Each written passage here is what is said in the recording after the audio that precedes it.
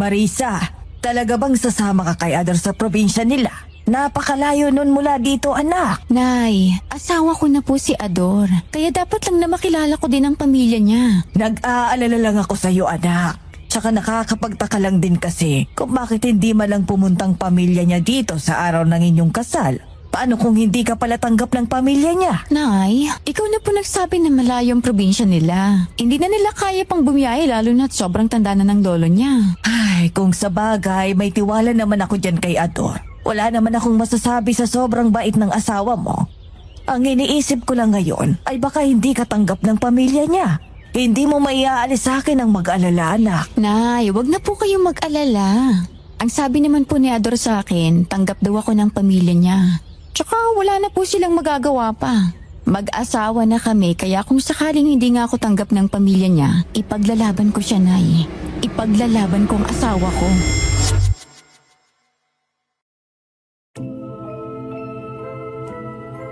Sa araw ng kasal, inaasahan nating magkakaisa ang pamilya ng bride at groom. Pero paano kung ang pamilya ng asawa mo ay hindi nakapunta sa inyong kasal? Ano ang unang maiisip mo? Kung ikaw ang nasa sitwasyon ni Marisa, sasama ka ba sa asawa mo sa probinsya nila para makilala ang pamilya niya? At paano kung sa pagpunta mo doon, matuklasan mo ang tunay nilang pagkatao? Iiwan mo ba ang asawa mo o tatanggapin mo siya ng buong puso? Sige nga, maki-comment ang inyong mga sagot sa ibaba sa comment section dahil excited kaming mabasa ito. At kung ikaw ay interesadong malaman ang nangyari kay Marisa sa probinsya ng asawa niyang si Ador, tara na, sabay-sabay nating suwaybayan ang kwentong ito hanggang dulo.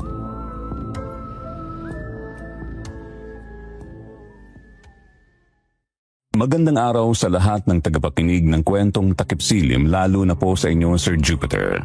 Ako po si Marisa, 46 na taong gulang at kasalukuyang naninirahan dito sa Capiz. Ang kwentong ibabahagi ko sa inyo ay nangyari 2 dekada na ang nakalipas, noong bagong kasal pa lang kami ng asawa kong si Ador. Bago po pala tayo magpatuloy, gusto ko lang po sanang ipaalam sa inyo na tanging sa kwentong Takip Silim ko lang ipinadala ang aking kwento.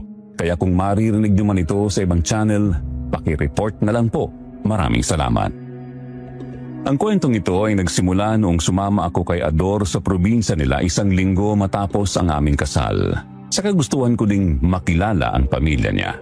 Akala ko noon kilalang kilala ko na siya. Ang ayaw at gusto niya, ang allergy niya at ang bawal sa kanya dahil akala ko health conscious lang siya. Ang hindi ko alam noon, hindi lang simpleng allergy ang dahilan kung bakit hindi siya kumakain ng bawang at hindi lang simpleng pag-iingat sa kidney ang dahilan kung bakit hindi siya kumakain ng pagkaing may asin. Nang madiskubre ko yon, nalaman ko ang totoo. Hindi pala ordinaryong tao ang asawa ko.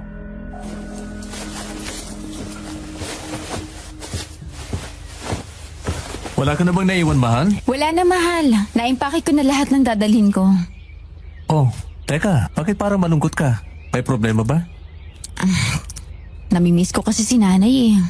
Tsaka, napaisip din ako sa sinabi niya kanina, mahal. Ano bang sinabi ni Nanay Sita?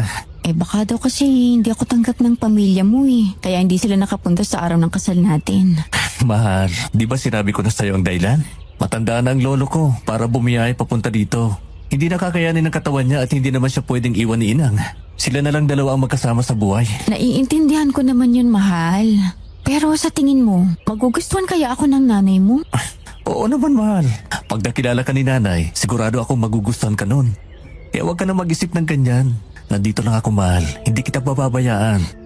Salamat, mahal ah. Napakabait mo talagang asawa. Mahal, pangako ko sa'yo, poprotektahan kita sa mga taong gustong manakit sa'yo.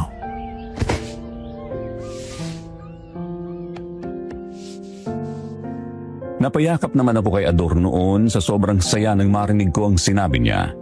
Sa mga oras na yon, isa lang ang nasa isip ko at yun ay napakaswerte ko sa asawa ko. Kaya hindi ako nagdalawang isip na pakasalan siya nang niyaya niya akong magpakasal noon.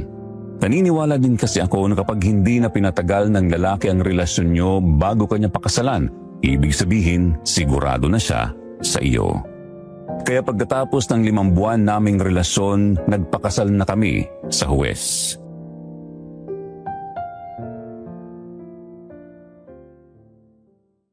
Ngunit sa kasamaang palad, hindi nakapunta ang pamilya niya at naiintindihan ko naman yun. Naputol naman ang yakapan namin sa isa't isa nang marinig namin ang katok ni nanay sa pinto ng kwarto.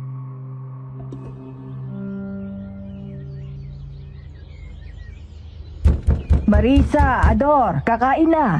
Kumain muna kayo bago kayo umalis. Opo, Nay. Susunod po kami. O siya, sige. Hintayin ko na lang kayo sa kusina, ha? Mahal, tara na. Kumain muna tayo. Sige, mahal.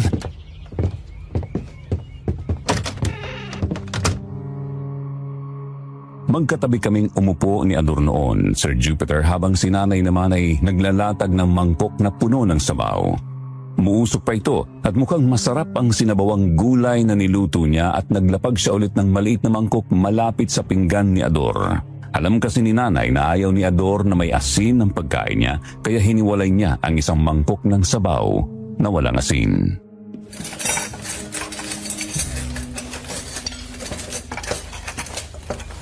Etong para sa'yo, Ador. Huwag kang mag-alala. Hindi ko yan nilagyan ng asin at bawang. Alam ko kasing may allergy ka sa bawang, pero natatawa lang ako kung bakit pati asin ayaw mo din, iho. Hindi naman po sa ayaw ko, Nay. Nag-iingat lang po talaga ako sa kidney ko eh. Layo na po kasi namin ang may sakit sa kidney at nauwi sa pagdadialysis. Lahat po ng mga pinsan ko sa probinsya namin, yan ang ikinamatay eh. Ay, ganun ba? Kaya pala may trauma ka sa paggamit ng asin. Alam mo ba kung hindi lang kita kilala at kung hindi ko alam kung gaano ka kabait, iisipin ko talagang aswang ka. Gaya ng napapanood ko sa pelikula. Si Nanay talaga, oh. Ginawa ba namang aswang ang napakabait at napakagwapo kong asawa? Ay, nagbibiro lang ako, Marisa. Suntok naman sa buwan niyang sinasabi mo. Bilib nga ako kay Ador dahil may disiplina sa sarili pagdating sa pagkain. Eh, samantalang ako, mula nang tumungtong ako sa edad na 40, nananakit ng kasukasuan ko at madali ako manghina dahil wala akong pili sa pagkain nung dalaga pa ako. Yan talagang iniiwasan ko, Nay. Lalo na't ako ang padre de pamilya sa bubuuhin naming pamilya ni Marisa. Dapat lang na malakas ang katawan ko para magtrabaho at ayoko ding maiwan ng maaga ang mga anak ko. Ay, tama yan, iho. Isipin niyo ang kinabukasan niyo. Opo, Nay. Pangako ko po sa inyo na bibigyan ko ng magandang buhay ang anak niyo. Ay, salamat, iho. Pero, sigurado ka ba na tanggap ng pamilya mo si Marisa? Opo. Kung dahil po ito sa hindi pagdalo ng nanay ko, wala po kayong dapat ipag-alala. Ipinaliwanag ko naman po kay Marisa ang sitwasyon ng nanay at lolo ko sa probinsya namin. Mabuti naman, iho. Gusto ko lang makakuha ng kasiguraduhan mula sa'yo. Naiintindihan ko po kayo, Nay. Salamat, iho.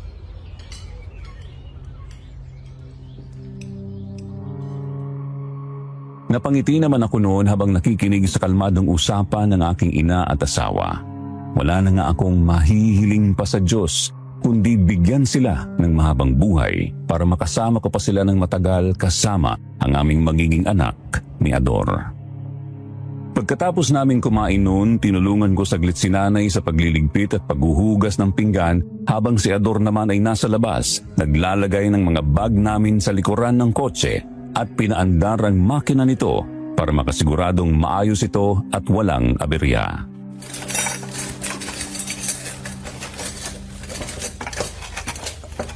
Alam mo, Nay, sobrang saya ko talaga. Hindi ko alam kung anong nagawa kong mabuti sa Diyos para bigyan niya ako ng sobrang bait at napakagwapong asawa. Health conscious pa. Lagi niyang inuunang kapakanan ko at ang magiging anak namin. Tama ka dyan, anak. Ang hirap kayang umiwas sa mga masasarap na pagkain. Pero si Ador ay naiiba talaga. Maingat talaga siya sa kinakain niya dahil ayaw niyang magkasakit.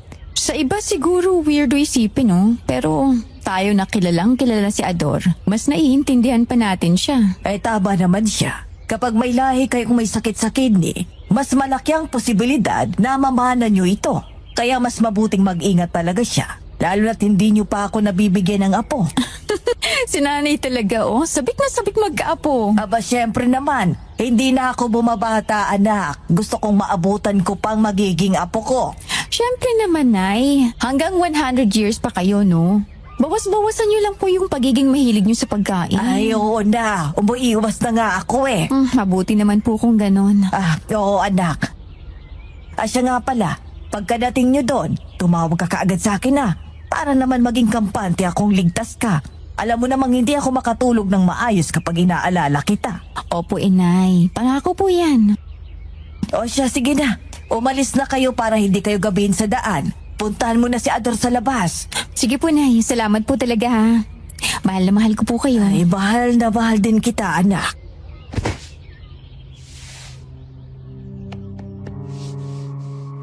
Yumakap ako ng mahigpit kay nanay noon bago lumabas ng bahay. Nagkasalubong naman ang tingin namin ni Ador at niyaya na nga niya akong pumasok na sa kotse at pumasok na rin siya. Nagpaalam naman kami kay nanay bago kami tuluyang umalis. Sa pagkakaalam ko, 3 oras daw ang magiging biyahe namin noon kaya hindi ko napigilan ng sarili kong makatulog sa loob ng sasakyan dahil sa tagal. Hanggang sa nagising na lamang ako nang biglang nagpreno si Ador. Narinig ko naman ang mahinang pag-angil ng hayop sa harapan ng kotse at pagtingin ko isang baboy ramo ang humarang sa daan.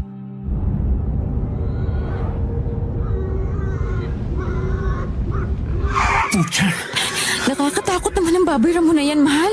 Ang laki. Sandali lang. Talabas ako. Ano? Teka, mahal.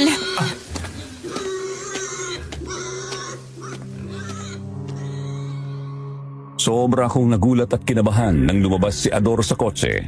Pero mas nagulat ako nang biglang tumakbo ang baboy ramo palayo na halatang takot na takot. Napaisip ako noon, Sir Jupiter, kung bakit takot na takot ang baboy ramo sa asawa ko. Kilala ba siya nito? Pagbalik niya sa loob ng kotse, hindi ko mapigilang tanungin siya tungkol dito at nagkatingin na naman kaming dalawa noon, tsaka niya ko hinalikan sa noo bago nagsalita ng napakakalmado.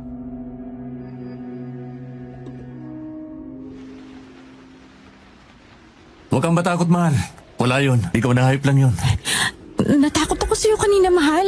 Akala ko lalapain ka na nun eh. Pero bakit natakot yata yun sa'yo? Sanay na kasi akong mangtaboy ng ganong klaseng hayop. Di ba nga, laking bukid ako. Liblib ang lugar namin kaya hindi maiwasang may mga napapadpad talagang ganyang hayop sa amin. Pero tinuruan kami ni tatay noon kung paano takutin ang mga yan. Paano mo ginawa yun? Huwag ka na magtanong pa. Mabuti pa, matulog ka ulit para makapagpahinga ka. Malayo pa ang biyahe natin. Okay, sige, mahal.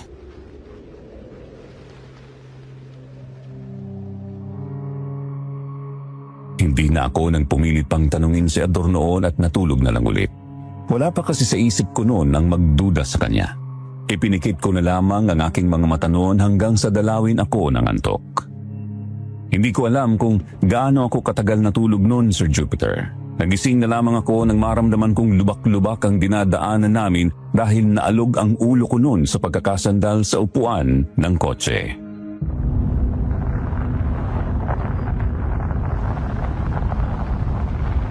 Mahal, ang pangit naman ng daan dito. Tsaka napakaliblib naman ng paligid natin.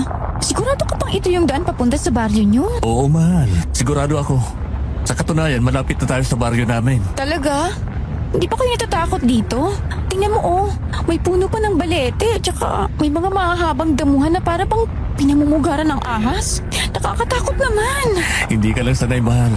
Pero kapag nasanay ka sa ganitong lugar, normal na lang yung mga nakikita mo. Laking syudad ka kasi, kaya naninibago ka sa itsura ng paligid. Sa bagay, tama ka dyan, mahal. Ngayon pa lang ako nakapunta sa ganitong klaseng lugar eh. Pero ayos lang, kasama naman kita. Tama. Kasama mo ako kaya wala kang dapat ikatakot, mahal ko.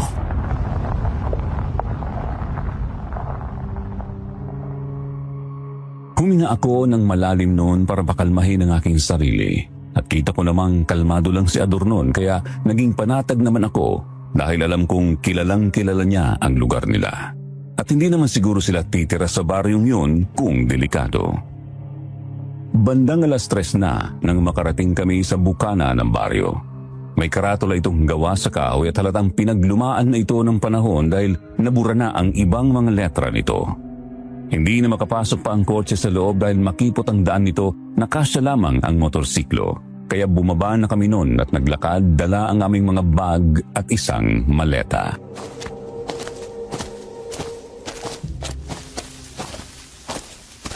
Mahal, okay lang bang iwan mo ang kotse mo doon? Eh baka kasi nakawin yun doon. Mahal, walang magnanakaw dito. Walang magkakamaling nakawin ng kotse ko. Sa bagay, wala namang katao-tao ang lugar. Tsaka sa syudad lang naman ang may maraming magnanakaw eh. Tama ka, mahal. Kaya huwag ka na mag-isip ng kung ano-ano dyan. Magtiwala ka sa akin. Oo na.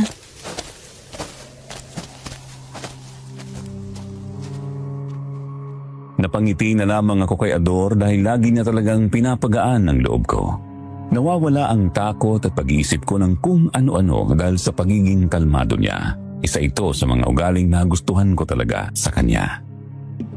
Nagpatuloy lang kami sa paglalakad noon hanggang sa nakita ko na ang mga bahay. Nabibilang lang ang mga bahay at magkalayo pa ang mga ito. Gawa sa sawali, kawayan at mga tablang pinagtagpi-tagpi sa pader. Napalunok na lamang ako nang makita ang mga tingin ng mga tao sa akin at pilit akong ngumiti sa kanila bilang pakikisama.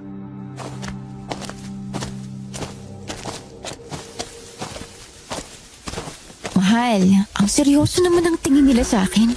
Tingnan mo, lahat sila nakatingin sa atin. Huwag mo nalang pansinin, mahal. Naninibago na ang mga yan sa kagandahan mo. Ikaw talaga, napaka-bolero mo. Nagsasabi lang ako ng totoo, mahal. Ador! Ador! Inang! Siya ang nanay mo, mahal? Oo, mahal. Halika, ipapakilala kita.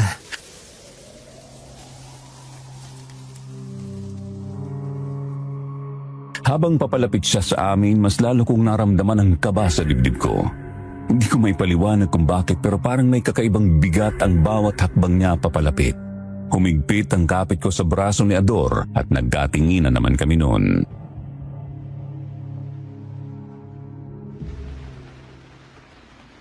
Kalma lang, mahal.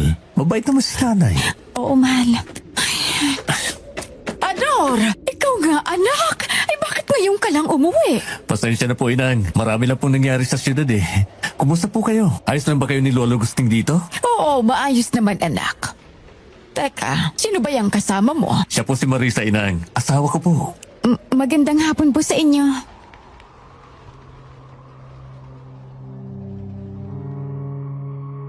Ilang segundo siyang hindi nagsalita.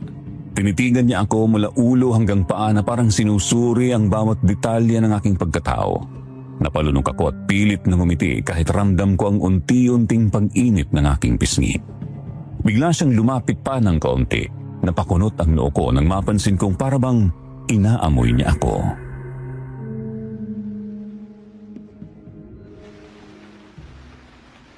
Ador, anong ibig sabihin nito? Nilalabag mo ang batas ng lahi natin. Nay, umuwi po ako para makita kayo. Hindi po para pakialaman ang desisyon ko. Kaya pakiusap. Pwede po bang wag muna natin yung pag-usapan? Nakakaya naman po sa asawa ko eh. Kailangan nating mag-usap mamaya. Halika kayo, sumunod kayo sa akin. Mahal, ayos ka lang ba? Oo, ayos lang ako.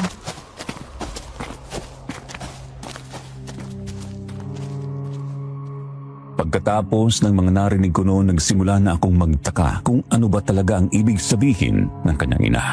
Anong batas ang nilabag ni Ador at ano ang lahi nila?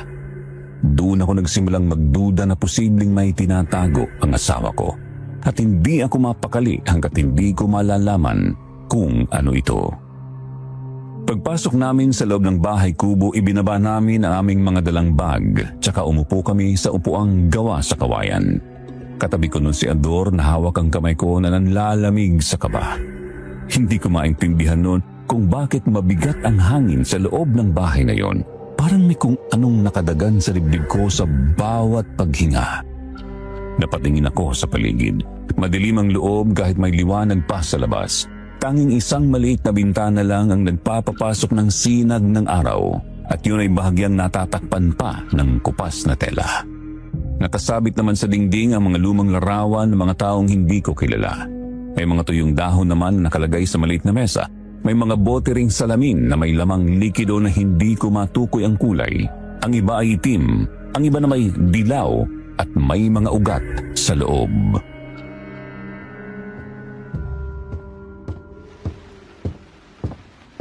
Eto, tubig. Salamat po.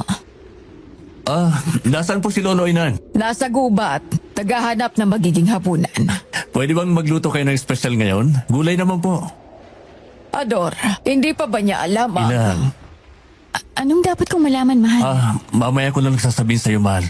Inang, magpapahinga po muna kami Mahabang biyahe namin kaya pagod ang katawan ko sa pagmamaneho.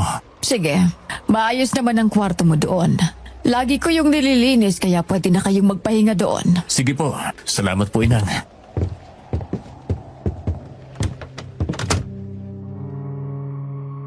Agad naman kaming naglakad papasok sa isang maliit na kwarto. Sakto lang ang laki nun. May isang papag at may isang aparador na may salamin sa gilid. Sa mga oras na yon, Sir Jupiter, nagbago ang paningin ko sa asawa ko. Hindi ko kasi akalaing may hindi pa pala siya sinasabi sa akin. Hindi ako mapakali kung ano yun, kaya sobrang bigat ng dibdib ko noon habang nakaupo sa papag at nakatingin sa kanya.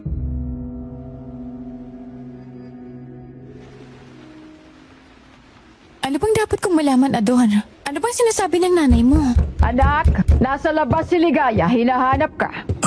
Ligaya? Buhay si Ligaya, Nay? Oo, iyo. Yan sana ang sasabihin ko sa'yo kanina. Kayo na po muna ang bahala kay Marisa. Mahal, babalik agad ako. Kailangan ko lang kausapin si Ligaya. Teka, sino si Ligaya, Ador? Ador! Ador! Hayaan mo muna siya, Iya. Kailangan nila magkausap ni Ligaya. Sino po ba si Ligaya? Pakiusap po, sabihin niyo pa sa akin kung sino siya. Si Ador lang ang makakasagot niyan, Marisa. Ayaw kong pangunahan ang anak ko.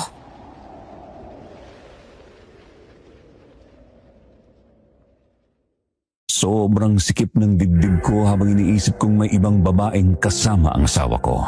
Hindi ko na napigilan ang sarili ko noon. Parang may kung anong puwersang nagtulak sa akin para tumayo at sumunod. Hindi ko kayang manatili roon na walang kasiguraduhan na parang ako lang ang walang alam sa sarili kong asawa. Paglabas ko ng pinto, agad kong nilibot ng tingin ang buong bakuran. Medyo madilim na dahil lumulubog na ang araw at walang mga poste ng ilaw sa labas. Kaya mas lalo akong kinabahan at nanginginig ang kamay ko sa galit at sakit habang iniisip ang posibleng ginagawa ng asawa ko kasama ang babaeng nagngangalang Ligaya.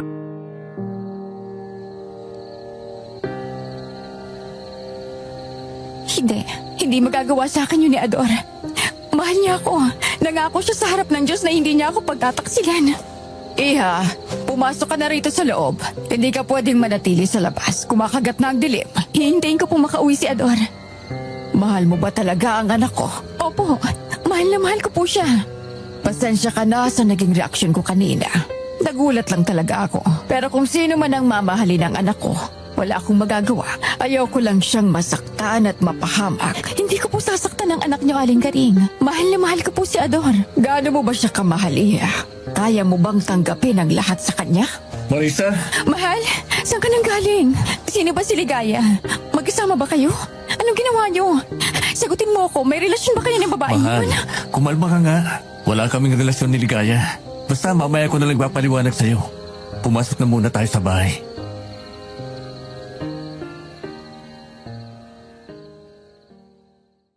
Hindi ko pa lubos maintindihan noon, Sir Jupiter, kung ano ang nangyayari. Para bang may kinakatakutan si Ador noon. Pero hindi ko naisip pa yun dahil mas nangingibabaw sa akin ang kagustuhang malaman ang totoo tungkol sa namamagitan sa kanila ni Ligaya. Pagpasok namin, pinaupo niya ako sa upuan. Magsasalita na sana ako ngunit napatigil ako nang may kumatok sa pinto at narinig ko ang boses ng matandang lalaki.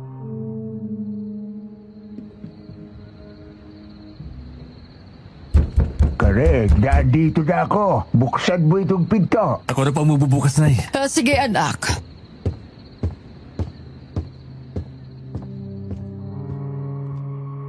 Napabuntong hininga na lamang ako sa mga oras na yon. Dahan-dahang bumukas ang pinto at bumungad ang matandang lalaki na tansya ko ay mahigit 80 anyos na. Payat ang pangangatawan, bahagyang nakayuko ang likod. May malalalim na guhit ng kulubot sa kanyang mukha at maputi na ang kanyang buhok na halos manipis na sa tuktok.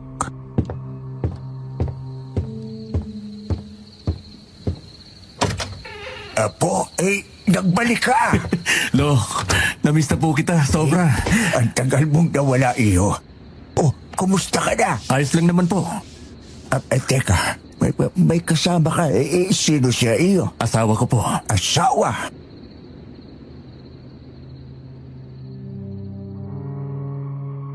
Halatang nagulat si Lolo Gusting sa sinabi ni Ador at lumapit ito sa akin. Tiningnan niya ako mula ulo hanggang paa, katulad ng ginawa ng ina ni Ador. Huminga ako ng malalim para pakalmahin ang aking sarili sa kaba. Ang buong akala ko talaga alam na ng pamilya ni Ador na kasal na kami, na may asawa na siya pero nagsinungaling pala sa akin ang asawa ko.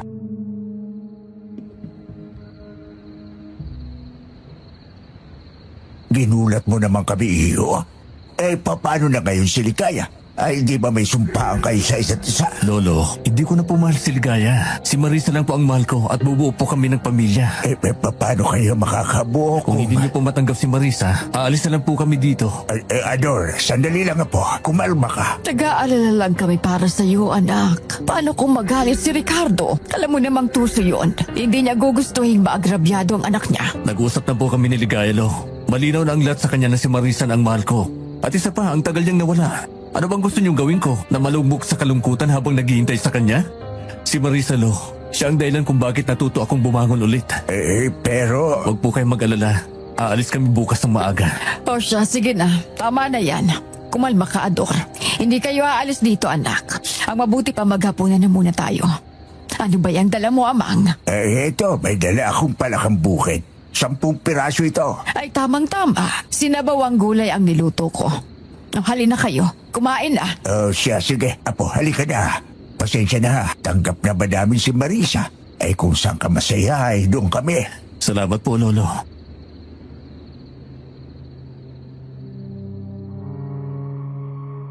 Hindi ko alam kung ano ang sasabihin noon, Sir Jupiter. Gulong-gulo ang isip ko at sobrang sikip ng dibdib ko nang malaman kong may nakaraan pala ang asawa ko at si Ligaya.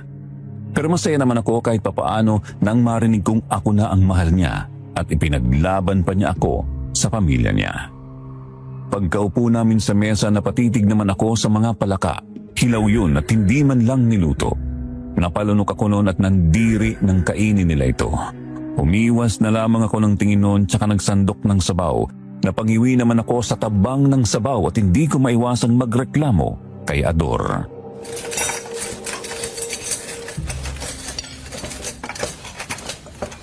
Ador, wala ba kayong asin? Wala, mahal. Lahat kami dito hindi gumagamit ng asin. Pasensya na. Sige lang, kaya ko namang mag-adjust. Salamat, mahal. Ganun na ba talagang lahi nila? Takot ma-dialysis? Parang sobra naman yata. Ay, bahala na.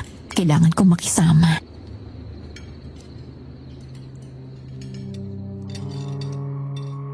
Tinis ko na lang ang lasa ng sabaw nun. Ang importante, malagyan ng laman ang tiyan ko kaysa magutom. Nalasahan ko pa rin ang gulay kahit na walang rekado kundi kamatis lang. Pagkatapos namin kumain, tutulong sana ako sa pagliligpit pero pinagbawalan ako ng nanay niya dahil bawal daw yun sa kanilang paniniwala. Kaya nagpaalam na kami sa isa't isa para magpahinga at pumasok na sa kwarto. Hindi ko naman kinibo si Ador noon at tahimik ko na lang iniyak ang lahat dahil sa ginawa niyang pagsisinungaling sa akin at naramdaman ko na lang ang yakap niya sa likuran ko.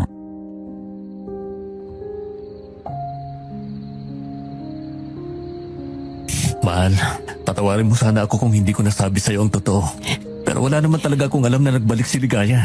Ilang taon din siyang nawala, kaya nagulat na lang ako sa ibinalita ni Inay. Bakit ka nagtago ng sikreto sa akin? Di ba nagsumpaan tayo na magiging tapat ka sa akin, Ador? Bakit mo nilihim sa akin ang totoo? Mahal, hindi ko naman ililihim eh. Sasabihin ko naman sa'yo ang totoo. Hindi mo pa sasabihin sa akin kung hindi sinabi ng nanay mo. Kaya huwag ka na magsinungaling pa, Ador. Akala ko hindi mo magagawa sa akin yun. Ang buong akala ko ako lang ang babae sa buhay mo. Mahal, hindi man ikaw ang nauna. Ikaw naman ang pinakasalan ko. Sana naman maging sapat na yun para patunayan sa'yo na ikaw na ang mahal ko. Ikaw lang ang mahal ko. Pero paano kung hindi siya nawala? Pakakasalan mo rin naman siya, di ba? Mahal, hindi mo na dapat inuungkat ang nakaraan eh. Nakaraan na yun at kung papipiliin man ako, pipiliin ko pa rin siyang mawala. Ikaw pa rin ang pipiliin ko. Ang pagdating mo ang pinakamagandang nangyari sa buhay ko, Marisa. Wala ka na bang ibang itinatago sa akin, Ador? Mahal, huwag ka nang mag-isipan ng kung ano-ano. Hindi kita lolokohin at mas lalong hindi kita iiwan. Pangako yan. Pero bakit kayo nakita kanina? Saan kayo galing, Ador? Nag-usap lang kami. Tinapos ko na ang lahat sa amin. Nilinaw ko sa kanya na ikaw lang talaga at wala nang pag-asa pang magkabalikan kami. Ikaw lang ang mahal ko, Marisa. Ikaw lang mahal.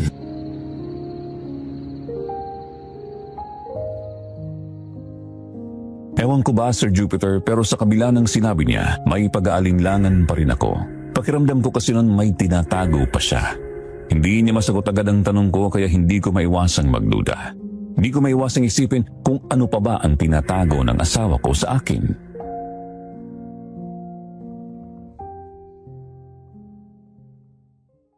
Pero sa kabilang banda, napaisip naman ako na tama naman talaga siya. Hindi ko na dapat pang inuungkat ang nakaraan. Pero hindi ko naman din masisisi ang sarili ko na mag-isip ng masama kanina, lalo na't magkasama sila.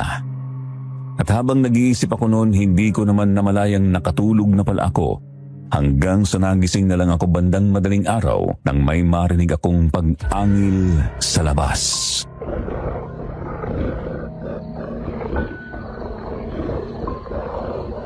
Ano yun, Ador? Nasa si Ador? Pag-angil ba yun ang mabangis na hayop?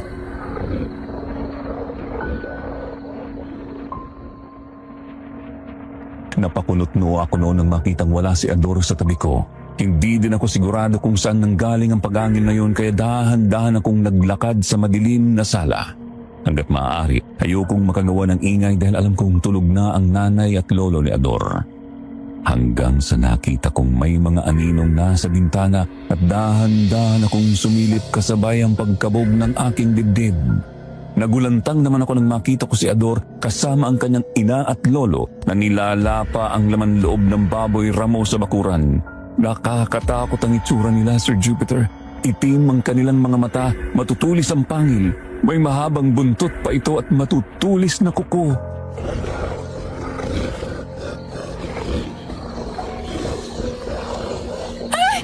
Aswang! Aswang! Halimaw! Marisa! Aswang si Ador! Aswang sila! Diyos ko! Marisa, mahal. Hayaan mo ko magpaliwanag. Huwag kang matakot sa amin. Nakikiusap ako. Buksan mo to. Huwag matakot sa inyo! Paano kung hindi matatakot eh? Halimaw kayo! Halimaw! Akala ko bang mahal mo ako? Akala ko bang kaya mong tanggapin kung sino ako? Kaya kitang tanggapin, Ador! Kaya kitang patawarin sa pagkakamali mo! Pero paano kung matatanggap yung pagiging halimaw mo? Aswang kayo! At kahit anong oras pwede niyo akong patayin! Siguro ngayon ang plano niyo, ang patayin ako! Hindi totoo yan, Marisa. Hindi kami kumakain ng laman ng tao. Anong hindi? Sinungaling! Aswang kayo kaya hindi na maalis sa inyong kumain ng laman ng tao. Kaya pala kanina, inaamoy ako ng nanay at lolo mo. Aba, kung bala ka pa namin kainin, di sana'y kanina pa, Marisa. Pero hindi kami katulad ng aswang na iniisip mo. Hindi kami katulad ng mga itim na aswang. Marisa, buksan mo na tong pinto. Nakikiusap ako sa'yo. Maniwala ka sa amin. Hayaan niyo na akong umalis, pakiusap! Ayoko pang mamatay, Ador! Tingin mo ba talaga papatayin kita, Marisa? Kung ganyan ang iniisip mo, mas mabuti wala na kitang mamatay. Iyo, anak! Ano ginagawa mo? Bitawan mo yung kutsilyo, ano? Kung mawawala lang naman si Marisa sa akin, mas mabuti na mawala na din ako. Pagod na din ako maging halimaw. Pagod na ako, ina. Ador! Wag!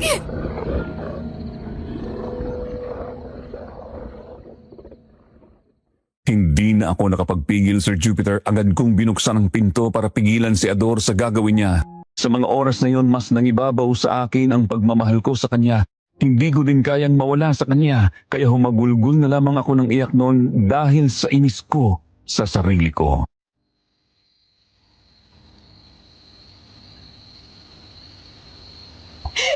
Mas mabuti pang patayin mo na lang ako kaysa gawin mo yan sa sarili mo, Ador! Marisa, mahal mo talaga ako. Hindi kita kayang tiisin.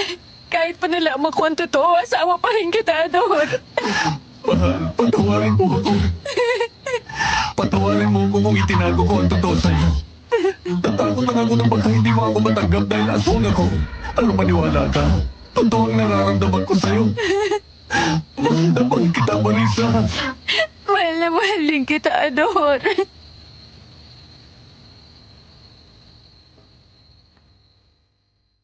Mahigpit kaming nagyakapan sa mga oras na yun, Sir Jupiter. Sa totoo lang, hindi naging madali sa akin na tanggapin ang lahat. Pero mas hindi madali sa akin na talikuran ng lalaking pinakasalan ko dahil lang nalaman ko ang tunay niyang pagkatao.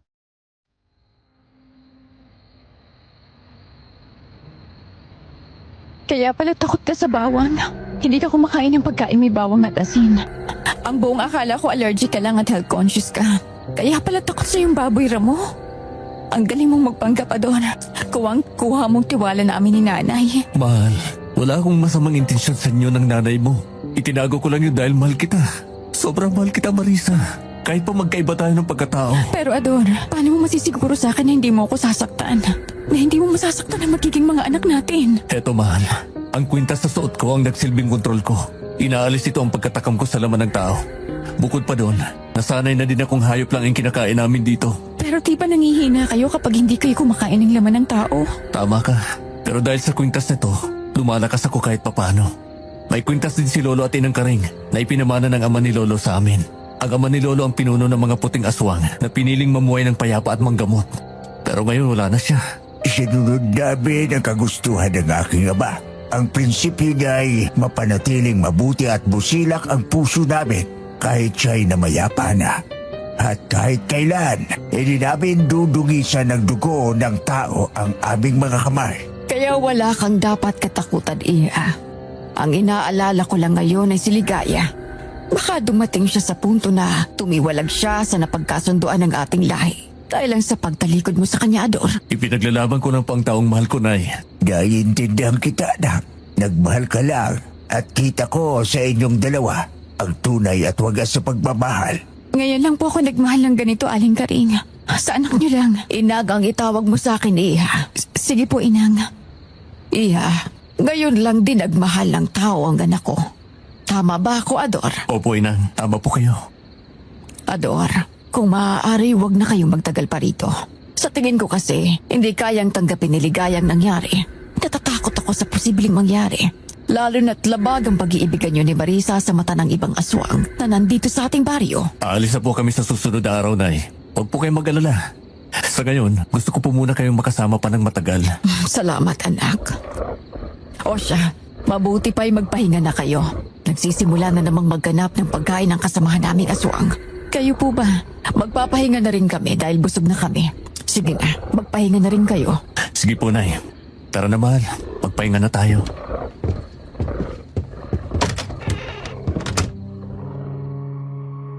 Tumangulang ako noon kay Ador at huminga ng malalim. Sobrang lakas pa rin ng kabog ng dibdib ko noon. Hindi ko alam kung ano ang iisipin ko. Hindi ko alam kung makakatulong pa ba ako sa sitwasyon ko noon. Para ba kasing hindi pa nagsisink in sa utak ko ang nangyari. Ang hirap isipin na ako lang ang nag-iisang tao sa baryong yun. Pero iniisip ko din naman na wala akong dapat ikatakot dahil kasama ko naman ang asawa ko at mababait na aswang sila. Bigla namang sumagi sa isipan ko si nanay. Nakalimutan kong tawagan siya tulad ng pinangako ko sa kanya.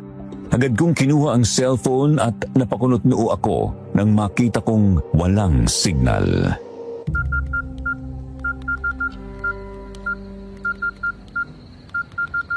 Naku, paano ko kaya tatawagan si nanay nito? Oh, bakit, mahal? Nangako ako kay nanay na tatawagan ko siya doon. Sigurado nag-aalala na yun sa akin ngayon. Mahal, kumalma ka. Kasama mo naman ako kaya wala siyang dapat ipag-alala. Oo nga, pero nangako ako sa kanya. Mahal, matulog ka na. Anong oras na? Sige na, huwag mo nang isipin yan. Uuwi naman tayo doon sa susunod na buwan. O siya, sige. Huwag ka magpapalit ng anyo, ha? Natatakot ako sa iyo eh. Oo na, sige na. Huwag kang matakot sa akin. Ako nga ang dapat matakot kapag iniwan mo ako eh. Sus, kung hindi lang kita mahal at kung hindi lang talaga kita asawa, hindi kita pagbubuksan ng pinto, no? Lalayas talaga ako sa baryong to. Pero mahal mo ako, kaya wala ka nang magagawa. Siyempre, nagsumpaan tayo sa harap ng Diyos na pipiliin natin ang isa't isa sa hirap at ginhawa.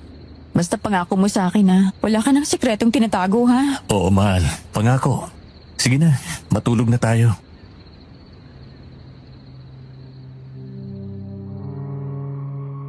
Ipinikit ko na naman ang aking mga mata noon hanggang sa dalawin ako ng antok. At nakatulog naman ako ng matiwasay nung gabing yon. Hanggang sa nagising na lamang ako kinabukasan dahil sa boses ni Ador na gumising sa akin.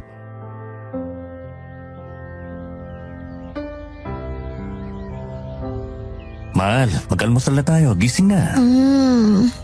Oo, eto na. Gising na. Ipinagluto ka na ninang ng saging at kamote para naman makakain ka ng maayos. Talaga? Mabuti naman kung ganun. Tiniis ko lang yung pagkain kagabi. Ay, pasensya na mahal ha. Okay lang. Sige na, tara na. Baka hinihintay na tayo ni Inang. Sige, tara na.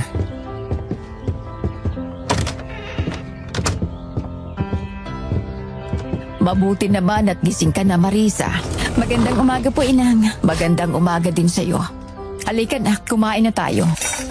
Pinagluto kita ng saging at kamote. Wow, salamat po, Inang. Walang anuman. Welcome na welcome ka rito sa pamilya namin, Iha.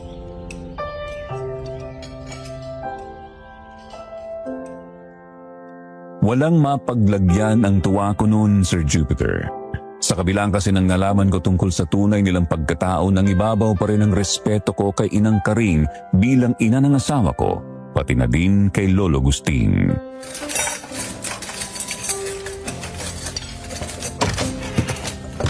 Oh, Amag, kumain na tayo. Sumabay ka na dito. Nagluto ka pala ng saging at kamote. Ay mabuti naman ka rin. Bumabawi lang ako sa manugang ko, Amag. Ay aba, ay magandang simula yan ka rin. Masay po ako nakikita naging malapit ang loob niyo kay Marisa, Inang. Siyempre, nakita ko kung gaano kanya kamahal at tanggap niya ang buo mong pagkatao kahit na isa ka pang aswang. Siyempre naman po, Inang.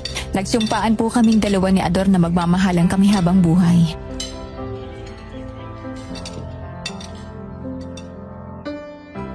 Masaya kaming kumakain noon, Sir Jupiter, habang napagkukwentuhan namin ang buhay namin sa syudad ni Ador.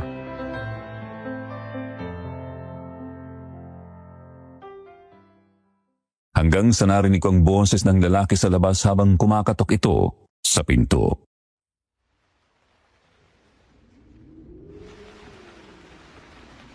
Ador! Ador! Si Ricardo. Alam na siguro niya, no? Harapin ko po siya, Lolo. Dito lang po kayo. Mahal. Huwag kang mag-alala, mahal. Dito ka lang.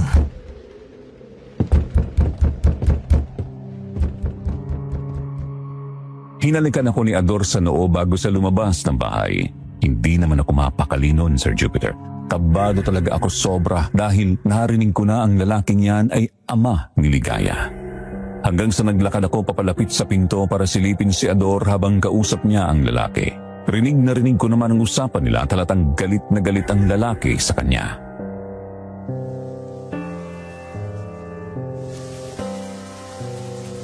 Alam mo ba ang pinagdaanan ng anak ko, ha? Ilang taong ka din diyang hinintay, Ador. Tapos malalaman ko lang na ipinagpalit mo siya sa isang tao.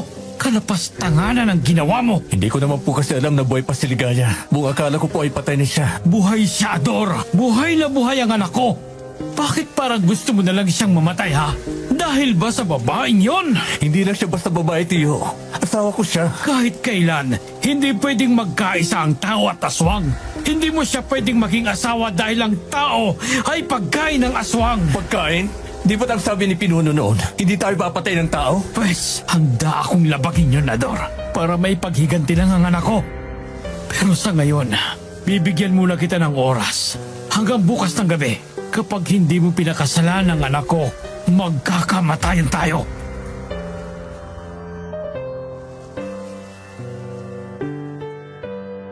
Saglit na natigil ang paghinga ko noon dahil sa kaba, Sir Jupiter. Kita ko ang tensyon sa pagitan ni Ador at ng may edad na lalaki. Dominante ang aura at nakakatakot ang mukha. Gustuhin ko mang lumabas noon, alam kong magagalit si Ador sa akin, kaya nanatili muna ako sa kinatatayuan ko habang naghihintay sa mangyayari. Hanggang sa nakita kong tumalikod na ang lalaki at naglakad palayo kay Ador.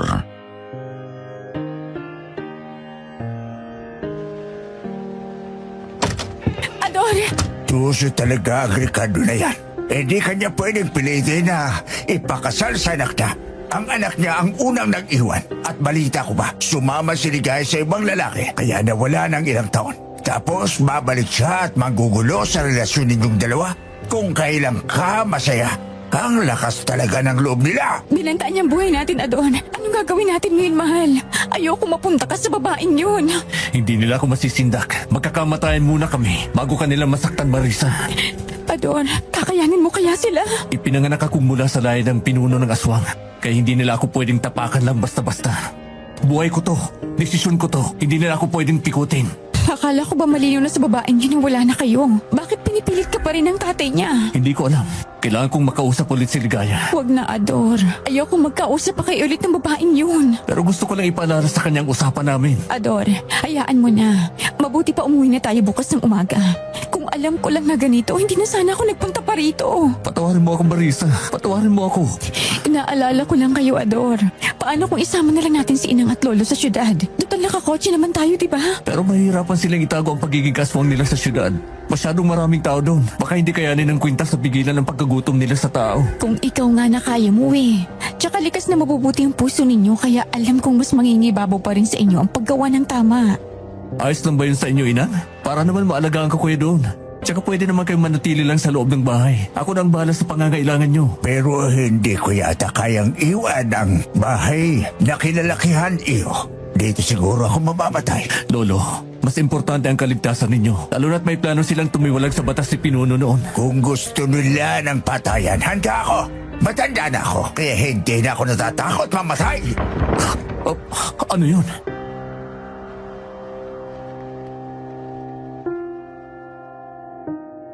Napatigil kami sa pag-uusap nang marinig namin ang kalabog sa likuran ng kusina at nakita naming nahulog ang planggana at kawali na nakasabit doon.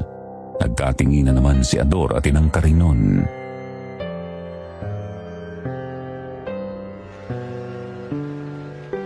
Mukhang may sumilip sa atin kanina, Inang. Narinig kaya niya ang usapan natin? Hindi ko alam. Pero kung ano man ang mangyari bukas, gagawin ko ang lahat, maprotektahan ko lang kayo. Sa ngayon, mahal, huwag kang lalabas ng bahay, ha? Dito ka lang. Hindi ko alam ang tumatakbo sa isip ni Joe Ricardo. Kaya kailangan kitang ingatan. Oo, mahal. Ayoko din namang lumabas eh. Ayokong pinagtitinginan ako ng mga kapitbahay niyo. May ilan sa kanila ang kakambi natin. May ilan din ang kaaway. Pero hindi natin alam kung sino ang tunay at mapagkakatiwalaan. Apo, unahin mo ang asawa at inang mo. Huwag mo na akong itigim pa. Kaya ko ang sarili ko. Hindi ko pa kayo pababayaan, Lolo.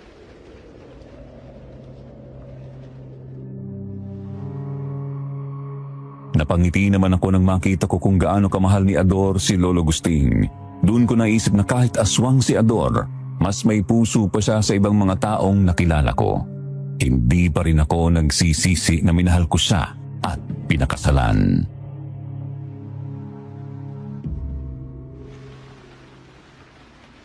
Mahal, ayos ka lang ba? Oo naman. Nag-aalala lang ako sa sinabi ng tatay ni Ligaya kanina. Paano kung susugurin nila tayo rito? Kaya nga iiwas tayo sa gulo eh. Aalis tayo bukas ng umaga. Sige, mahal. Ay siya nga pala. Pupunta muna ako sa gubat mamaya para kumuha ng palakang bukit. Para may makain tayo mamaya ka rin. Sasamahan ko na po kayo, Lo. Wag na po. Bantayan mo na lang ang asawa mo dito. Sa totoo lang po, nakakabinging katahimikan dito eh. Ibang-iba sa syudad pero kahit gustuin ko maglakad-lakad sa labas, natatakot ako. Kung gusto mo, sasamahan na lang kita para sigurado akong ligtas ka. Hindi ako papayag na may manakit sa'yo dito kahit na si Tio Ricardo pa yan. Talaga? Ador, pwede bang samahan mo kung maghanap ng signal? Tatawagan ko lang si nanay para naman mapanatag ang loob niya rito. Hindi kasi nakakatulog ng maayos kapag nag-aalala sa akin eh. Sige Marisa, sasamahan kita.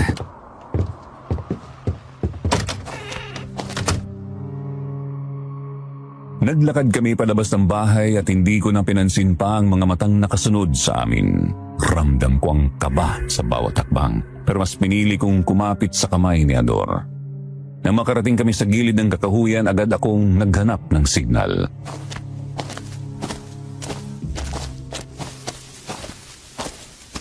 Sandali lang, Ador. Para may isang bar dito, oh. Ayan.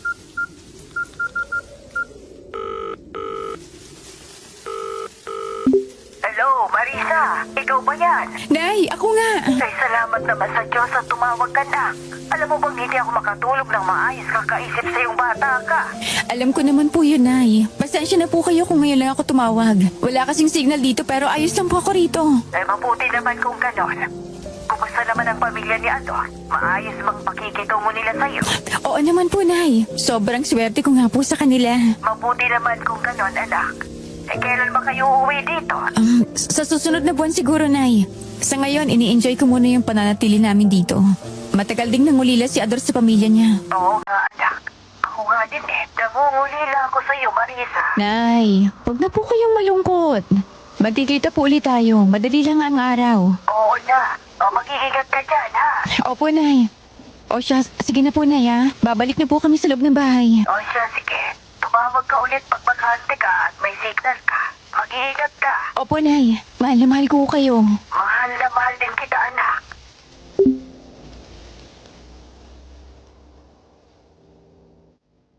Hindi ko napigilan ang mapangiti habang naririnig ang boses ni nanay. Para bang kahit sandali nawala ang lahat ng takot ko.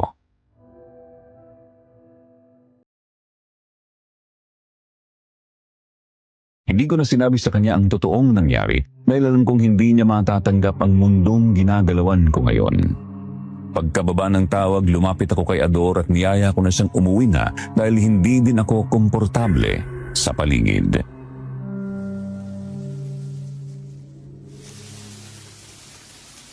Tara na, Ador. Masama ang pakiramdam ko eh. Pakiramdam ko may nakatingin sa atin. Meron nga. Alam kong ikaw yan, Ligaya. Lumabas ka na. Kilalang kilala mo talaga ako, Ador, ha? Alam na alam mo talagang amoy ko, mahal ko.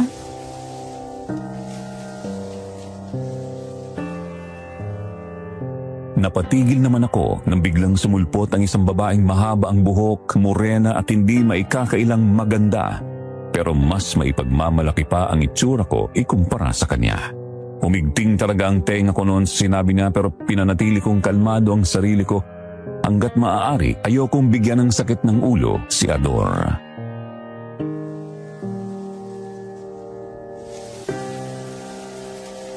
Ano bang pinagsasasabi mo? Tumahimik ka, Ligaya. Tapos na tayo kaya pwede bang tigilan mo ako? Mahal, huwag kang maniwala sa kanya. Huwag mong pansinin ang sinasabi ng babaeng yan. Alam mo ba kung anong ginagawa namin ni Ador noon? Sobrang saya namin noon. Mahal na mahal ako ng asawa mo, Marisa. Kung ano man ang nangyari sa inyo noon, wala na akong pakialam doon. Huwag mo lang ungkatin pang nakaraan, Ligaya. At bakit naman hindi, Aber? Dahil nakakaawa ka kasing pakinggan.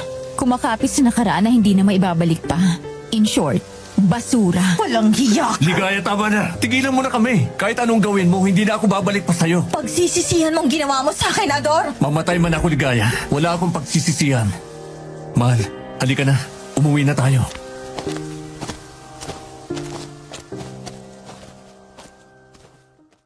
Iniwan namin si Ligaya na nakatayo doon sa kakahuyan. Buti na lang mahaba ang pasensya ko noon at ang babaeng kagaya niya ay hindi na dapat patulan pa.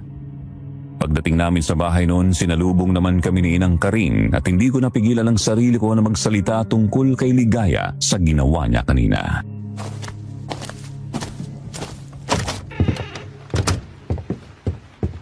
Bakit ganyan ang itsura mo, Iya? May nangyari ba? Nagkita po kami ni Ligaya. Ano bang ginawa sa'yo ng babaeng yun, Iya? Sabihin mo sa akin. Nay, huwag niyo na pong tanungin pa si Marisa. Mas lalo nang iinit ang ulo niyan eh. Gusto kong malaman, anak. Hayaan mo na para gumaan naman ang loob niya. Okay lang, mahal. Hayaan mo munang mailabas kung galit ko sa babaeng yun. Oo na. Sige na. Sasamahan ko na si Rodos sa gubat ha. Dito na muna kayo. Sige, mahal. Mag-iingat ka.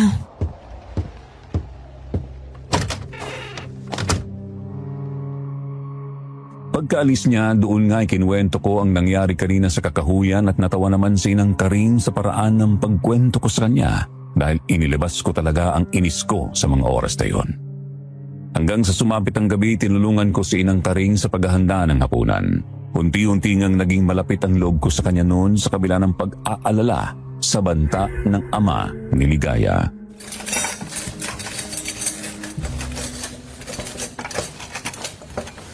Bakit wala pa sina Ador at Lolo Gusting? Madilim na po sa labas, Inang. Oo nga. Nag-aalala na ako. Pakiramdam ko may nangyaring masama. Susundan ko po sila, Inang. Iba din po ang kutob ko eh. Sandali, lilipad tayo. Po?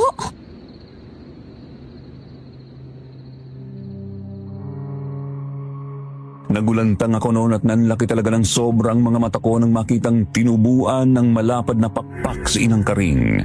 Naging kulubot at itim ang kanyang balat. Maitim ang kanyang mga mata. Matutulis ang kanyang mga pangil at kuko kaya napaatras ako sa takot.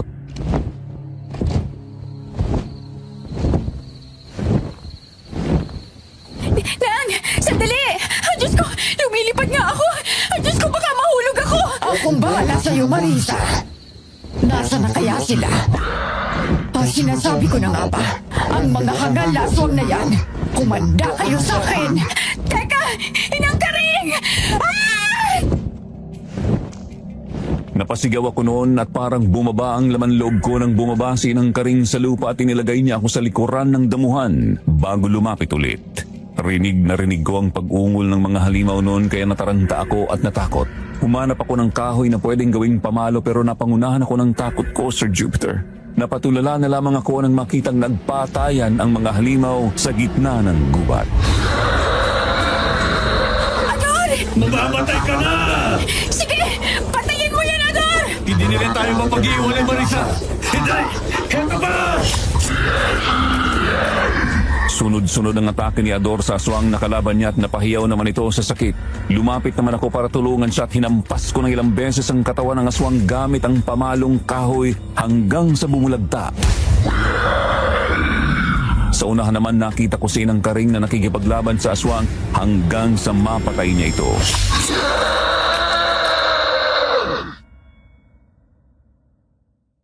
Ngunit nanlaki naman ang mga mata namin pareho nang makitang duguan si Lolo Gusting at wala ng buhay.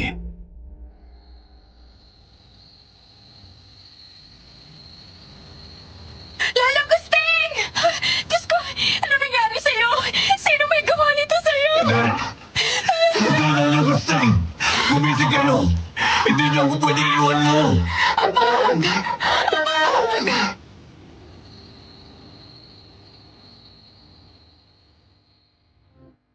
Sobrang sakit isipin na natagpuan naming wala ng buhay si Lolo Gusting.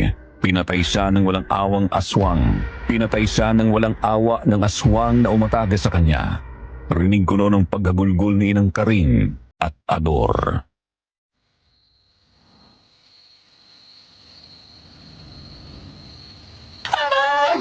Gumising ka! Magbabayad sila sa akin! Pagbabayaran nila ang ginawa nila sa'yo, Lolo! Kumulubot ang kanyang katawan, Ador! Para nagiging kahoy! Diyos ko! Umiiwalay na ang kaluluwa ni Lolo sa katawan ni Marisa. Sobrang sakit! Ador, tayo na! Huwag kami mga aswang pumatake sa atin dito! Mga traidor! Kalapastagan na ito sa ating lahat!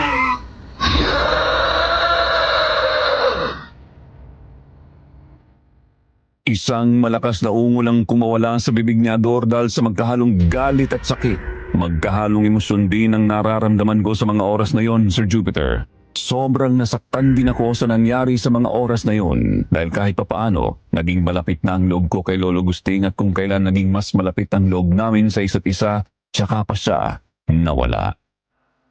Pagka-uwi namin sa bahay noon, inihiga nila ang walang buhay na katawan ni Lolo Gusting. Kinilabutan naman ako noon sa ginawa nila. Pinahiran ni Inang Karing ng langis ang buo niyang katawan. Doon ko mas napatunayan na malaki ang pinagkaiba ng buhay ng aswang sa ordinaryong tao.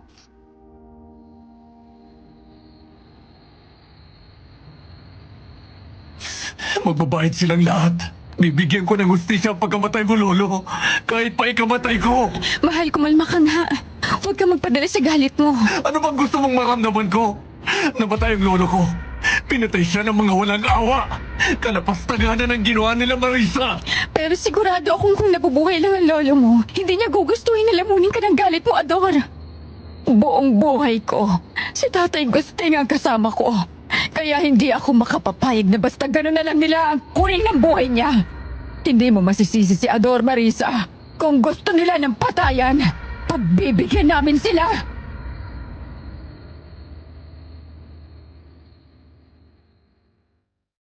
Doon na ako nakaramdam ng sobrang takot at alam kong wala akong karapatan para i-question sila sa nararamdaman nila.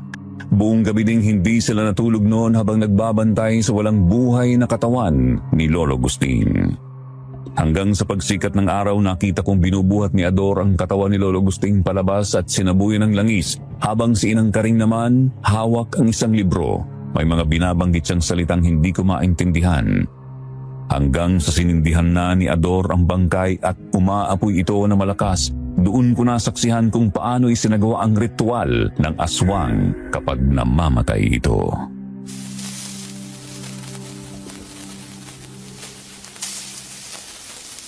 Mahal, ganyan pala sa inyo kapag namatay ang aswang. Sinusunog? Oo, mahal. Pinaniniwalaan namin na ang isang aswang na namatay ay maaaring bumalik bilang mas mapanganib na nilalang o espiritu. Kaya sinusunog ang bangkay upang tuluyang maputol ang kanyang kapangyarihan at maiwasan ang pagbabalik. Dahil kung magbalik man siya, hindi na siya si Lolo Gusting na nakilala namin. Pwedeng maagaw ng demonyo ang kaluluwa niya.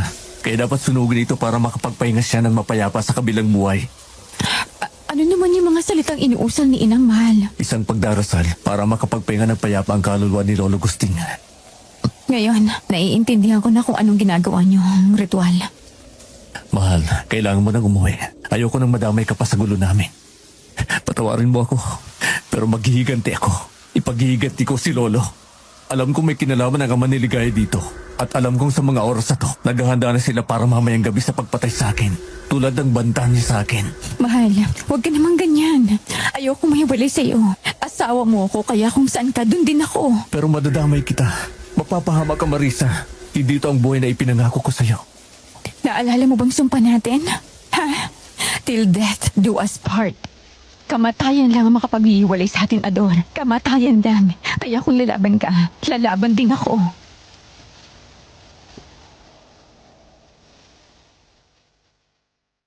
Pinaramdam ko noon kay Ador ang pagiging asawa ko. Gusto kong maramdaman niyang hindi siya nag-iisa. Kahit pa'y kamatay ko, mamamatay akong nakayakap sa kanya. Mamamatay akong kasama siya. Dahil para sa akin yan ang tunay na kahulugan ng kasal. Magkasama sa hirap at ginhawa, sa buhay man o kamatayan. Natagpuan ko na lang ang aking sarili noon na nasa bisig ni Ador habang umiiyak. Hindi ko akalaing pagkatapos ng aming kasal, mararanasan ko ang sitwasyong ito kasalungat sa inaasahan ko noon. Ang inakala kong langit mala impyerno pala.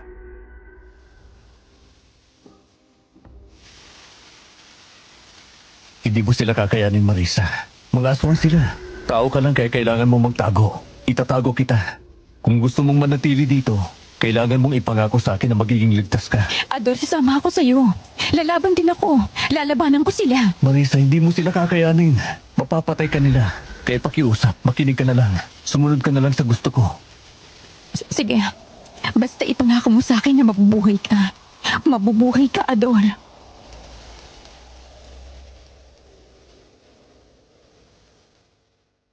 Hindi siya nakapagsalita agad sa huminga ng malalim at niyakap ako ulit.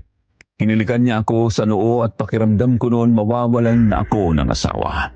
Iba na ang naisip ko noon at sobrang sikip ng dibdib ko sa mga oras na yun. Bahagya naman siyang ngumiti sa akin at saka nagsalita.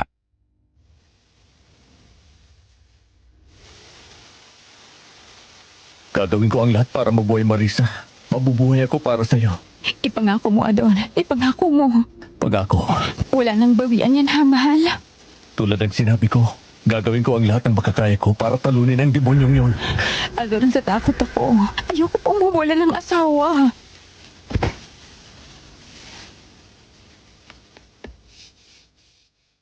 Walang kahit anong sagot si Ador noon, Sir Jupiter. Tanging yakap lang ang nagawa niya sa akin sabay haplos sa ulo.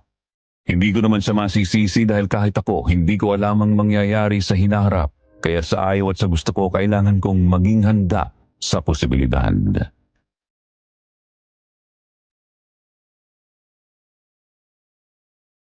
Pagkatapos ng yakap na yun, niyaya na niya akong bumalik sa bahay at doon binuksan niya ang isang langis na nakalagay sa mesa at ipinahid sa katawan niya.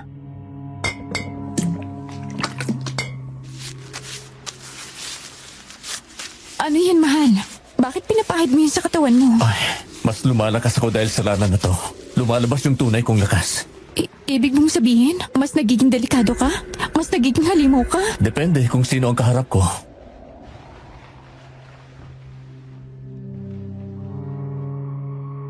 Kita ko ang nag-aalab na galit sa mga mata ni Ador noon, Sir Jupiter. At sa mga oras na yun, napapikit mata na lamang ako habang nagdarasal na sana walang masamang mangyari sa amin ng asawa ko, pati na kay Inang Karing. Kung maaari, wala na sanang mangyayaring labanan. Nilapitan ako ni Inang Karing noon at hinawakan ang aking kamay. Kita ko ang pag-aalala sa mukha niya sa mga oras na yun.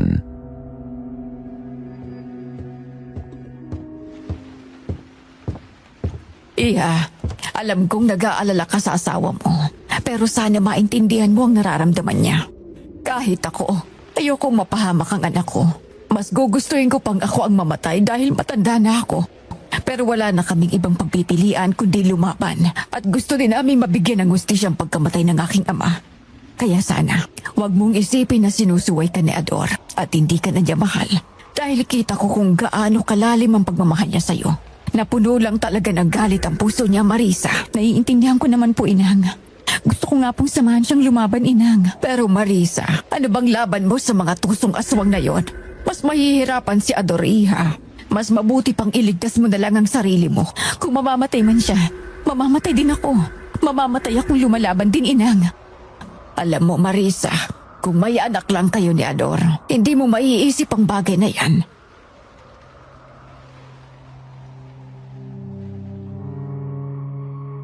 Napabuntong hininga na lamang ako sa sinabi ni Inang Karing. Tama naman siya dahil kung may anak lang kami ni Ador, siyempre mas uunahin kong iligtas ang anak ko. Hindi siguro ako magiging ganoon katapang mag-isip.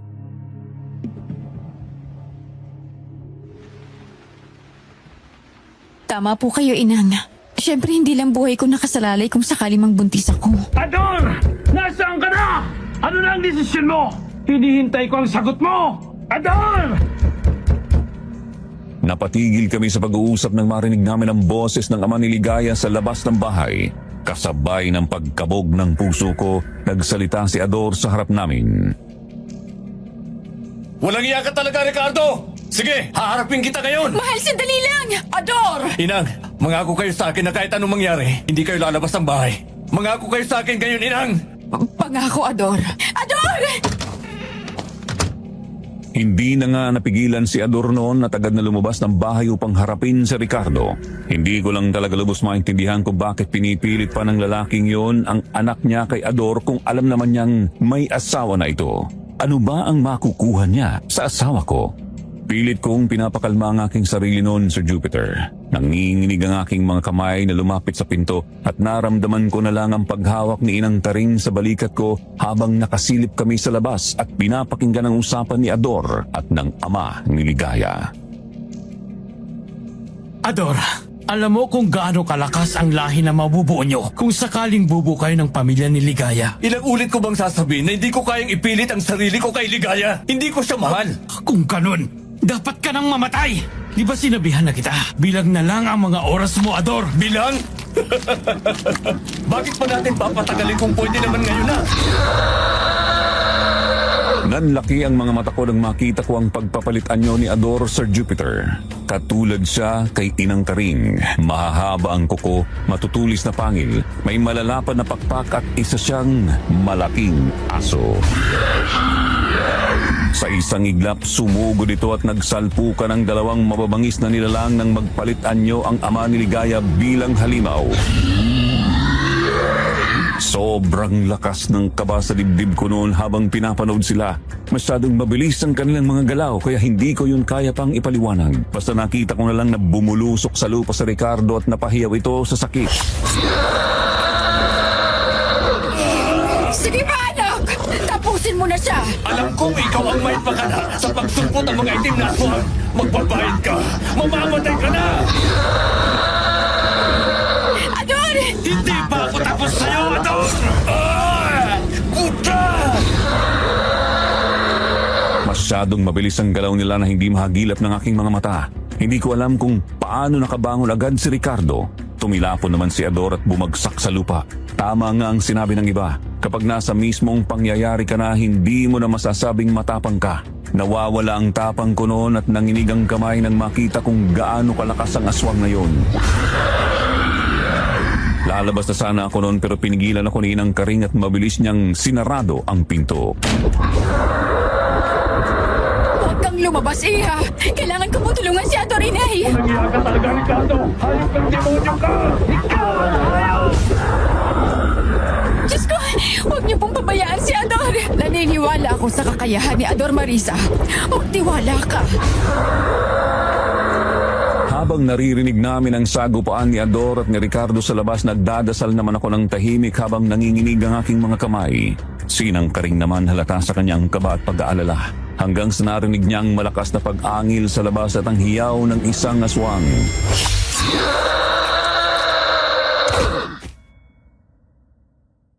Hindi ko naman napigilan ang aking sarili sa pagbukas ng pinto para sumilip sa labas at doon ko nakitang nakabulagta ang walang buhay at dugo ang katawan ni Ricardo habang si Ador ay nakaluhod at hinihingal.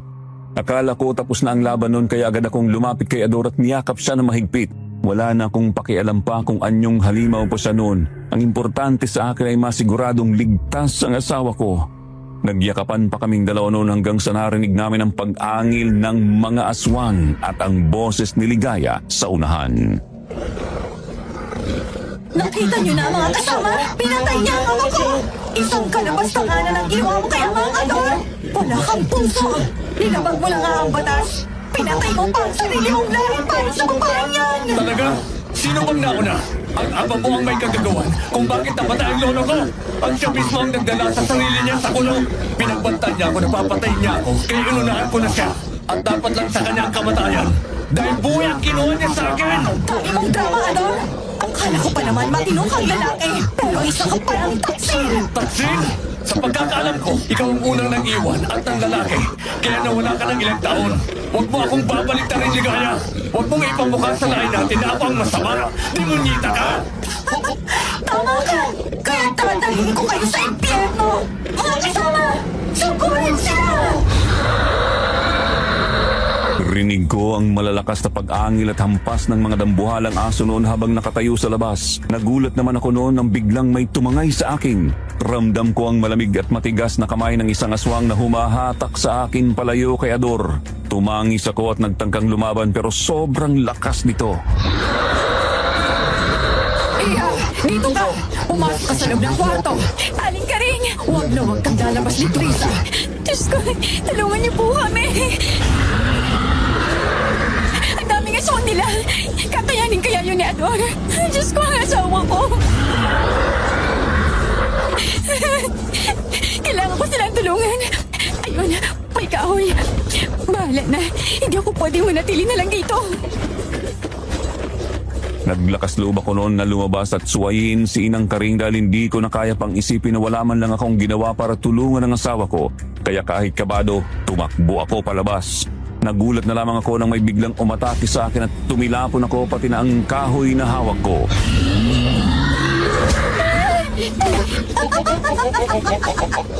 Napakahina mo pala, babae! Bakit ikaw pang pinili ni Ador? Anong meron sa'yo na wala ko? Sorry ka na lang dahil mas maganda ako sa'yo.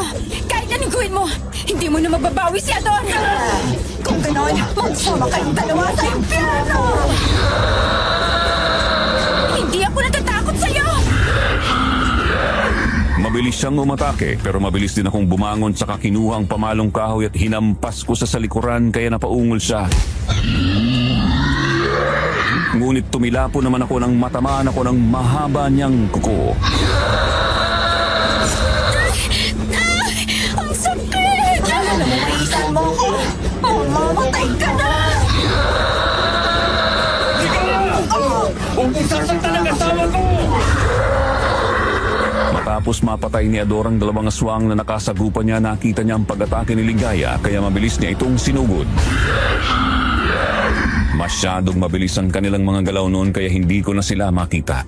Napatingin naman ako kay Inang Karing at iba pang mga aswang na naglalapaan sa isa't isa hanggang sa narinig ko na lang ang malakas na hiyaw ni Ligaya sa unahan. Ayoko sana gawin ito, Ligaya.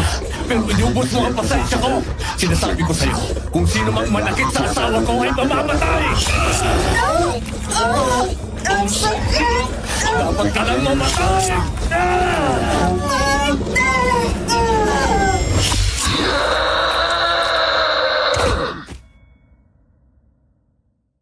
Isang malakas na hiyaw ang sumirit mula kay Ligaya bago sa tuluyang mawalan ng hininga.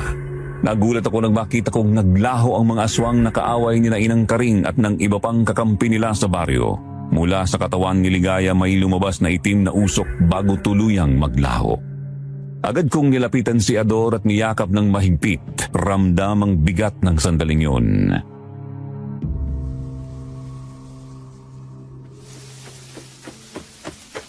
Ador! Marisa, mahal ko. Wala na sila, mahal. Bigla silang naglaho. Nagtagumpay tayo, mahal. Sinay ka rin.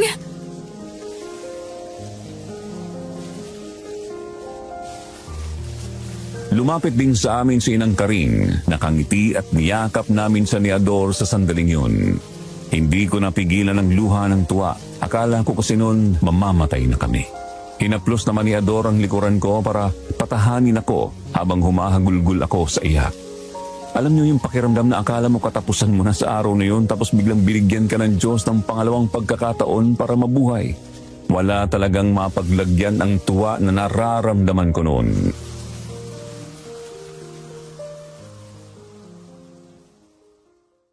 Pag-uwi namin sa bahay, inalalayan ko naman si Inang Karing paupo sa upuang kawayan.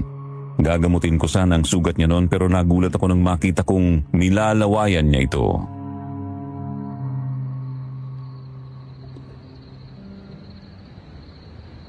Inay ka rin. Bakit yung nilalaway ng sugat nyo? May infection yan. Kumalma ka. Ganito talaga kami mga aswang. Laway ang ginagamot namin sa sugat namin. Mas mabisa at madaling mawala ang sakit. Ano? Teka, nagugulahan ako, Inang. Bakit laway? Isa sa mga kakayahan namin mga aswang, ang magpagaling sa sugat gamit lang ang laway namin. Ganun po pala yun? Oo, mahal. Likas na sa aming mga aswang ang makapagpagaling ng sugat. Pero ikaw lang ang nakapagpagaling ng sugat sa puso ko. Sus, ikaw talaga, mahal. Dinadaan mo na naman ako sa ganyan, uy. Totoo naman kasi, mahal eh. Ikaw ang nagbibigay lakas sa akin. Sadyang matapang ka lang talaga, Ador. Nagawa mong talunin ng mga aswang na yun. Hindi pa din ako kampante, Marisa. Pakiramdam ko, hindi naligtas ang lugar na to para sa atin. Lalo na sa'yo.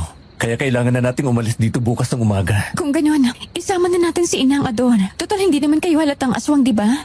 Tsaka pwede naman siyang manatili sa loob ng bahay para makaiwas siya sa mga tao. Kung isasama ko si Inang Marisa, kailangan na nating bumukod at humiwalay sa nanay mo. Hindi kasi ako sigurado pag nalaman niya ang totoo, matatanggap niya. Alam mo naman kumakain kami ng hilaw na laman. Mahirap itago yun kung nasa isang bahay tayo ng nanay mo. Baka mapahamak pa si Inang. Sige, payag ako. Basta malapit lang din sana kay nanay para mapupuntahan ko siya kaagad. Sige, Marisa. Inang, ayos lang po ba sa inyo?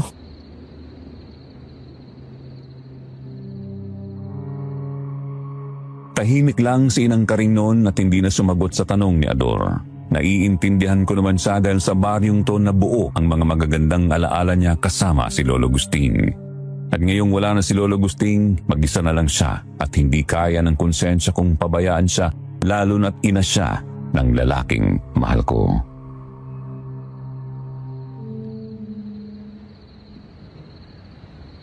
Inang, ayos lang po ba kayo? Mahirap bitawan ang lumang bahay na to, Marisa. Puno ito ng pagmamahal at saya ng aming pamilya. Dito na rin tumanda ang aming mga lolo't lola, lalo na ang aking ama at ina. Hindi ko alam kung kakayanin kong tumira sa syudad. Inang, kayo lang po ang inaalala namin. Ayaw namin mag-isa kayo dahil may edad na kayo. Ayaw niyo po bang kasama niyo ang anak niyo palagi? Siyempre gusto ko, Marisa. Nay, sumama na po kayo sa amin. Para naman po makabawi man lang tayo sa mga oras na nawala sa atin nung umalis ako at nawala ng ilang taon dito. Siya, sige anak. Gusto ko din naman talagang makasama ka. Nakakahiya lang sa asawa mo na isasama mo pa ako. Paano niyo na ako mabibigyan ang apo niyan? Nako. Ikaw talaga, Nang. E di kukuha po ako ng bahay na may 2 kwarto para sa inyo po ang isa. Maraming salamat sa iyo, anak. Walang anuman, Nay.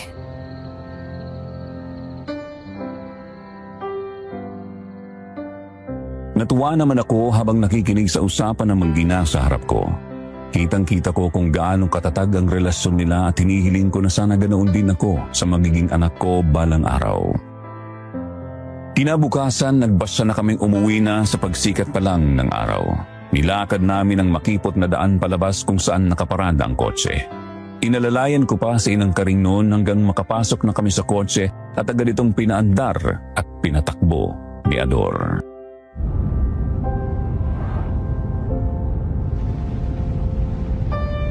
Doon muna tayo sa bahay. Habang wala ka pa nakikitang bahay na mauupahan, Ador. Paano si Nanay Sita? Ako nang bahala. Mabait naman si nanay eh. Maiintindihan naman niya yun. Hindi naman ako mahirap pakisamahan. Sana nga po magkasundo po kayo ni nanay. Mabait naman po yun tulad niyo.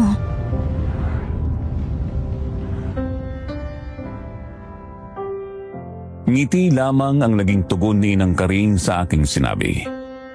Mahaba naman ang aming biyahe noon, kaya hindi ko namalayang nakatulog ako habang patuloy ang paggandar ng sasakyan sa tahimik at makurbadang daan.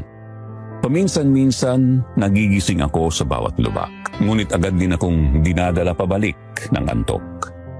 Pagmulat ko ng aking mga mata, sinalubong naman ako ng liwanag ng hapon at ang pamilyar na anyo ng aming bahay. Nasa tapat na pala kami noon at nakahinto na ang sasakyan. Ilang sandali akong napatitig, parang hindi pa lubos makapaniwala na sa wakas nakauwi na kami. Pagpasok namin sa loob, buong akala ko'y hindi magkakasundo si Nanay at si Inang Karing. Pero sa paglipas ng mga araw, para silang magkapatid na laging magkasama. Pero hanggang ngayon, Sir Jupiter, nananatiling lihim pa din ang pagkatao nila dahil alam kong kahit gaano pa sila kabuti, halimaw pa din sila. Dito ko na po tinatapos ang aking kwento. Muli, ako po si Marisa at dito nagtatapos ang aking kwento.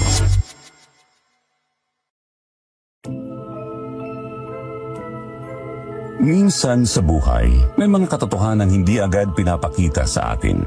May mga taong akala natin ay perpekto, mabait, mapagmahal at walang bahid ng lihim. Ngunit sa paglipas ng panahon, unti-unti rin nating nakikita ang kanilang tunay na pagkatao. At kadalasan, doon tayo nasusubok kung hanggang saan ang kaya nating tanggapin. May mga pagkakataong nasasaktan tayo sa mga nalalaman natin at napapaisip kung dapat pa bang manatili o tuluyan ng lumayo. Ngunit sa kabila ng takot at pagdududa, ang pagmamahal ang nagtutulak sa atin upang unawain, tanggapin at piliing manatili sa kabila ng lahat. Kaya sa ating mga mahal na tagapakinig, alalahanin natin na ang tunay na pagmamahal ay hindi lamang para sa good sides ng isang tao, kundi pati sa kanyang mga diferensya at kakulangan.